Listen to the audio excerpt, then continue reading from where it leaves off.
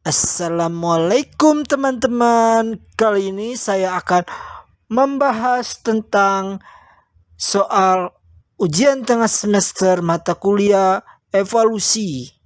Sebelumnya izinkan saya memperkenalkan diri. Nama saya Dimas Prayogo, NIM 4201832. Saya dari kelas 6A. Baiklah, langsung saja kita ke soal nomor 1. Mengapa si umat muslim perlu mempelajari evolusi? Sebelum menjawab itu, saya akan sedikit memberitahu apa itu pengertian dari evolusi.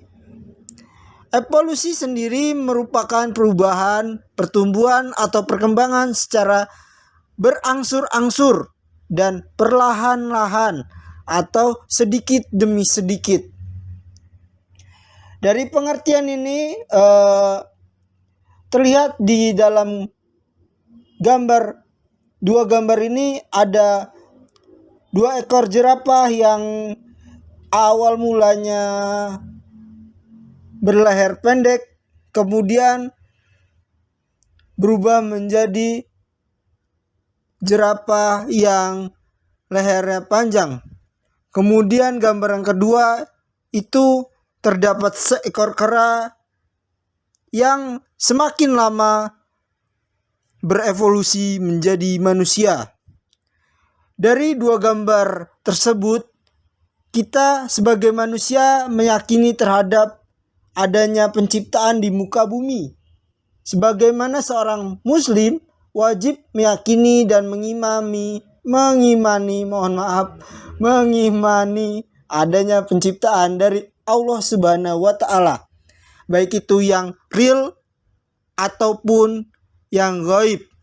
Dalam Al-Quran surat At-Taubah juz 9 ayat 105 yang artinya, katakanlah, bekerjalah kamu maka Allah dan Rasulnya serta orang-orang mukmin akan melihat pekerjaanmu itu, dan kamu akan dikembalikan kepada Allah yang maha mengetahui akan yang gaib dan yang nyata.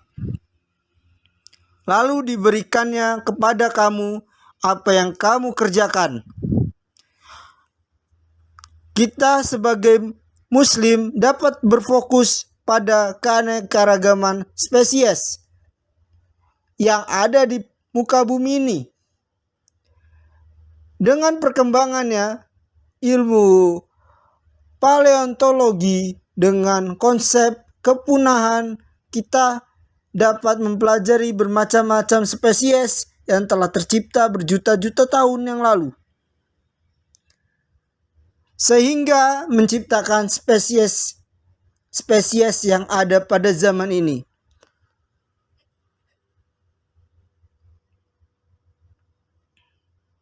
Pada slide pertama terdapat gambar teori Charles Darwin yang mengatakan bahwa manusia berasal dari kera.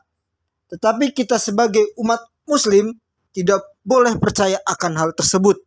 Karena di dalam Al-Quran surat Al-Hujurat juz 49 ayat 13 yang artinya, hai manusia, sungguhnya kami menciptakan kamu seorang laki-laki dan seorang perempuan, dan menjadikan kamu berbangsa-bangsa dan bersuku-suku supaya kamu saling mengenal.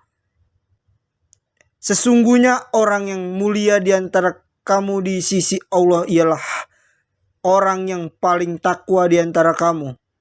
Sungguhnya Allah maha mengetahui lagi maha mengenal. Dalam surat tersebut sudah dijelaskan bahwa manusia itu berasal dari seorang laki-laki dan seorang perempuan, bukan dari seekor kera.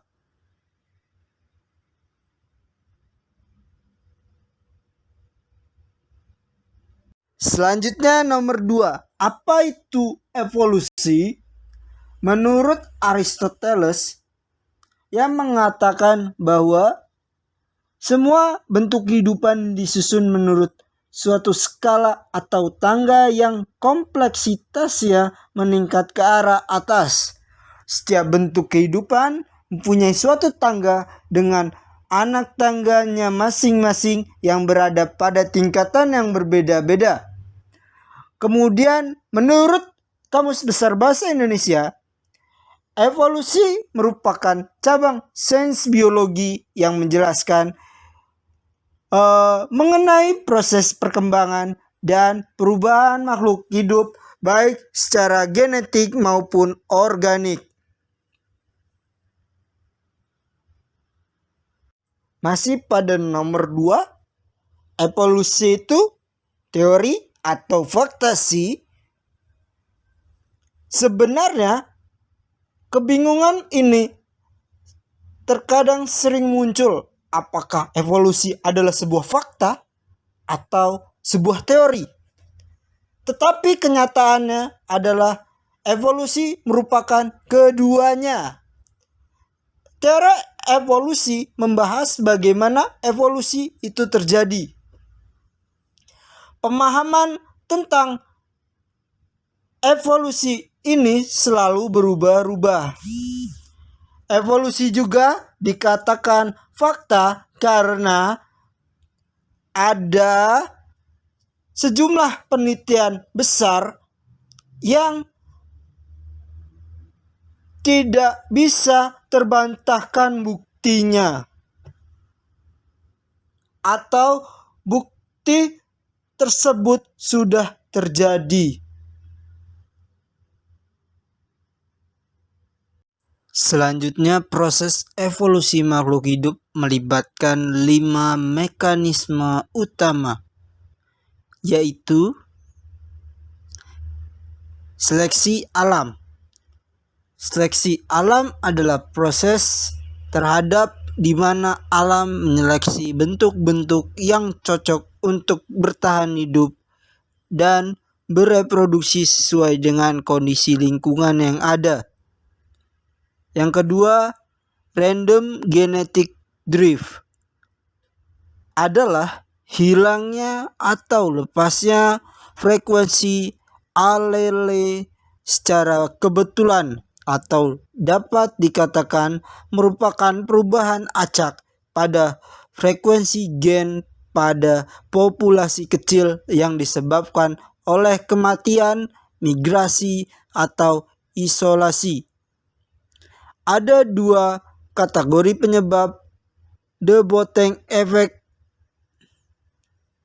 dan the founder effect. Yang ketiga, mutasi. Mutasi adalah perubahan secara acak pada struktur DNA yang disebabkan oleh faktor eksternal atau zat mutagenik atau faktor internal atau kesalahan saat replikasi.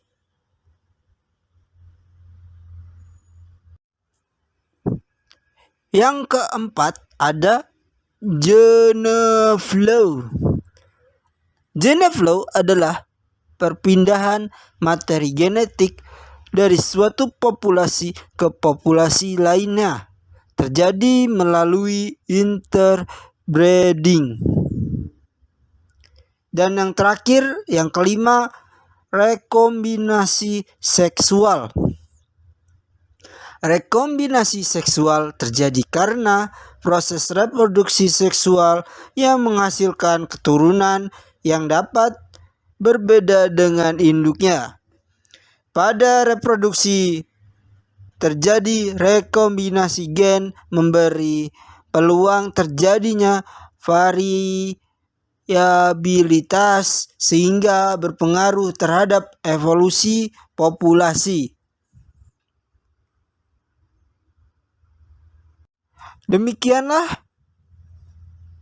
hasil jawaban dari saya. Kurang lebihnya saya mohon maaf. Wassalamualaikum warahmatullahi wabarakatuh.